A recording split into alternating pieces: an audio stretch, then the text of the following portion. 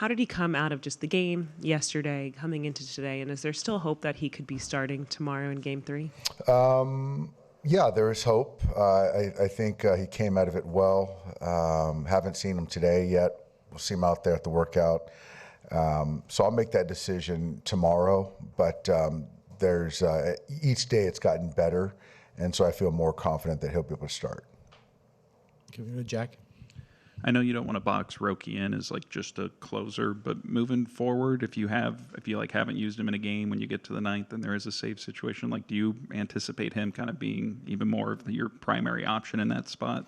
He's definitely the primary option now. I think that there's a build-up. There's also a component that we have to win X amount of more games, and he's not going to close every game. It's just not feasible. So you've got to use other guys. And so, but I think that to the question, yeah, if it makes sense, he'll definitely be finishing games. Especially considering he's only pitched 5 times for you guys since coming back. Like, what is that balance, especially with his workload and figuring out how much you can push him versus trying to still, That's right, Jack. It's a balance.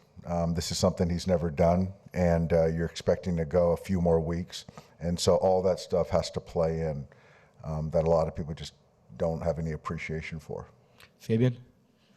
Dave, obviously you've had to rely a lot on non-traditional relievers for piece games together. How difficult is that balance versus obviously you want to win these games, but also try to keep other guys going that you're going to have to rely on over the course. That's right. That's everything. If there is a world where you can use 5 pitchers and finish a postseason and win the postseason, I think a lot of people would sign up for that, but that's impossible. So you've got to use your roster at certain times and kind of pick spots where you feel best and live with whatever outcome. But, that's just the way it goes in to win for us this year, 13 games in October, but very well-framed question. And, but yeah, the more you see guys and give guys opportunities, you see how they respond, and it certainly helps my decision-making going forward. And with the lineup tomorrow, what does them going with Nola do to sort of change sort of how you construct who's in there? It doesn't do a whole lot outside of Max will be in the lineup. Miggy Rowe won't be in there. Then I've got to certainly make the decision on Will versus Ben to start the game, but that has no bearing on who the starting pitcher is for them. Okay, going to go to Bill on the left. Yeah, Dave, Harper and Schwarber are 1 for 15 with 8 strikeouts. What's been the key to keeping them in check?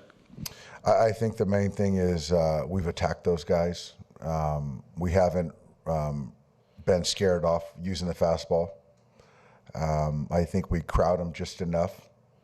I think we go soft just enough, and I think we change eye level. So up to this point, we've done a really nice job of keeping those guys at bay. So we still got some work to do and try to keep those guys asleep. A couple of years ago, Freddie and Mookie had one of those kind of series. How frustrating is it, or what do you see happening when 2 such important components to a team are struggling at such an important part of the season? Puts a lot of pressure on everyone.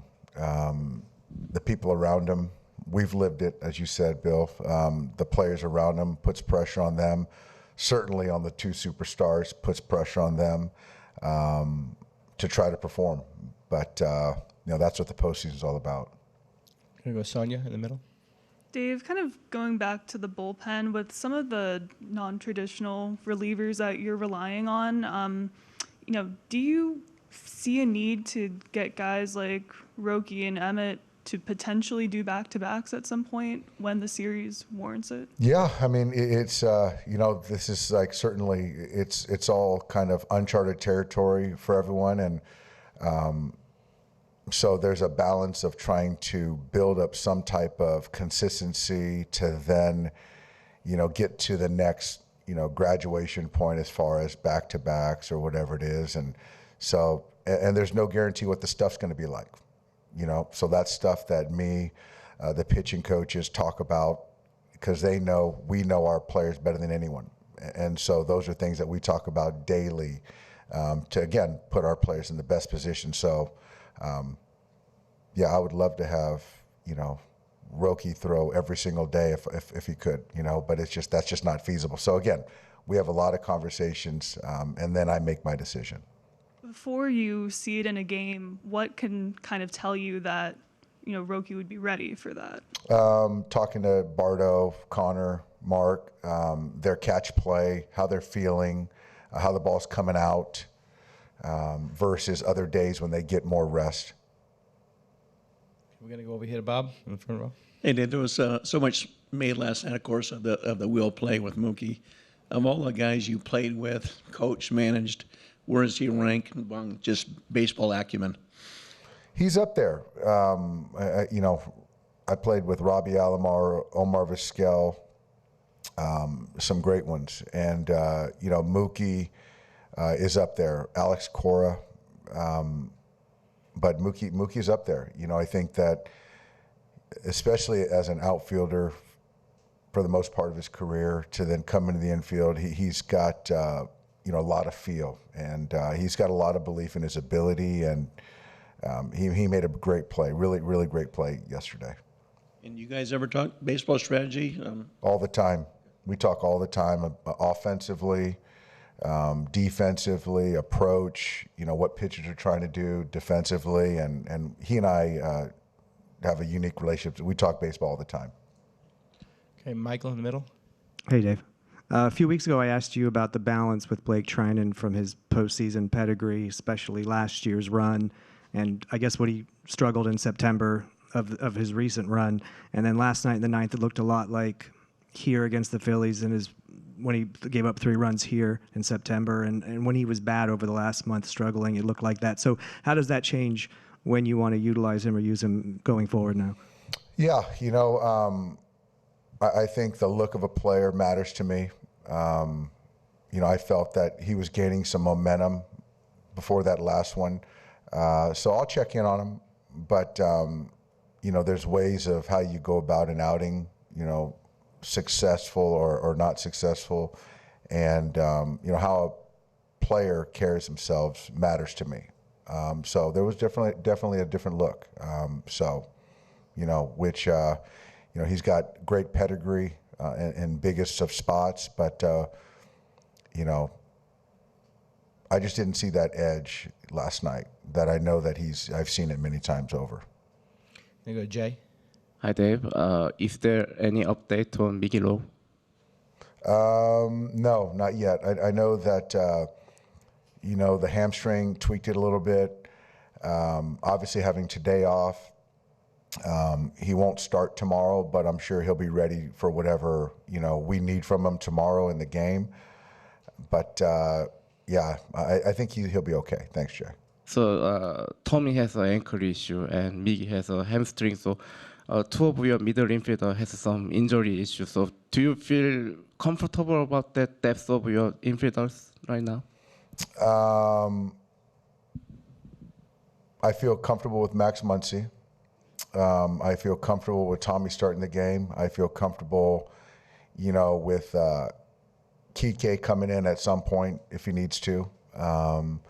And obviously I feel comfortable with Hae-Sung in playing infield. So certainly having him on the roster allows for us to, protect ourselves and potentially use him if the time calls for it. Dave, just back to Mookie for a second. How impressive is that for a guy to go from being a Gold Glove right fielder to now making, the plays that everyone's talking about in the postseason at the hardest position in the sport? Well, I think, point of easy, context is it's never been done, so to go out there and play Gold Glove right field for years and to be in the Gold Glove conversation this year, rightfully so, to play in the biggest of games, biggest of stages, it's just never been done. So it takes a special brain and talent to do it. Okay, we're going to finish up here with Jack. With Emmett last night, especially with Schwarber and Harper coming up, what just gave you the confidence to leave him in that spot, and how much did you learn about him and the trust that you can have in him in those situations moving forward from how he responded? Yeah, I think it just went back to his last start against the Reds, or his last outing against the Reds out of the pen, and I just felt that, you know, how he came out of it mentally, physically, he was in a good spot. And so allowed me not to run from him in another big spot, which clearly in that environment was a big spot. And I just trusted that he can go out there and make pitches. And he did that first inning, and, you know, Kepler, I think, lined an 0-2 breaker that didn't get to the dirt. And, you know, he managed that inning, and I just felt that the stuff was still real good.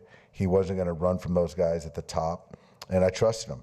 And so I just felt in that moment he was the best option, and, you know, it proved to be right. Okay, thanks, Dave. Yep, thanks, guys.